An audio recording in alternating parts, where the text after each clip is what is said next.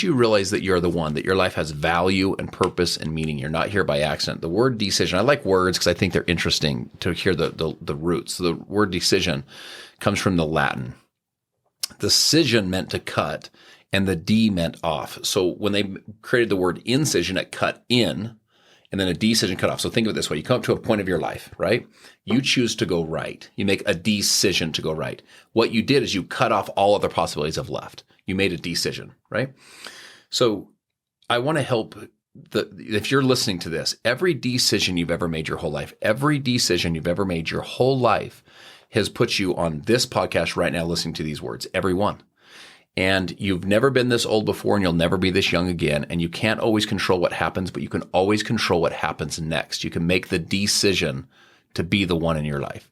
So as I look at these kids, and again, we're talking now about teenagers, right? Well, what if you're 57 years old or 83 years old, and you're like, yo, I'm going to make the decision to be the one in my life to where future generations look up into that family lineage and they say it was her or it was him. He's the one. You can make the decision today to be the one that ends the abuse in the family. The family line, it just stops with, you say it was my great-great-grandpa, it ended with him. Or the addiction, it was my great-great-great-grandma, the addiction stopped with our family. Or maybe you say, it was my great-great-grandma or grandpa, that they're the ones that taught us the financial principles. They're the ones that like set our family in motion. And guess how many people it takes to make that decision?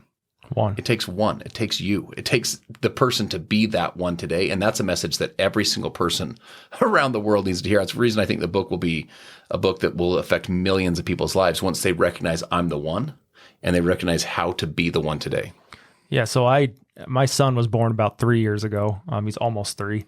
And for me, that was like a mind shift for me when he was born, right? I was like, holy crap, like this is the future now. Like and he's a son. And so I'm like, he's going to carry on, my lineage of my name, and he's we share a middle name. And so I kind of like, it was funny. I was like, am I putting too much pressure on this kid by giving him my middle name? That's kind of, I had this thought process of that.